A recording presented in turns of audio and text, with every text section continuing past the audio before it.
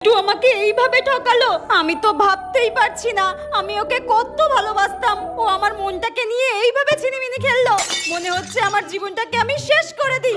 এই পৃথিবীতে আমি আর থাকবো না, আমার কিচ্ছু ভালো লাগছে না। আমি কি যে করি? এক কাজ করি, আমার বেস্ট ফ্রেন্ডকে ফোন করি, ওই একমাত্র আমাকে শান্ত করতে পারে। আমার মনের কথা ওই তো একমাত্র বুঝতে পারে। হ্যাঁ, ওকেই ফোন করি। হ্যালো হ্যালো বান্ধবী, আমার ব্রেকআপ হয়ে গেছে রে। শোন, যে ঠকায় যে ঠকায় সেও একদিন ঠকে।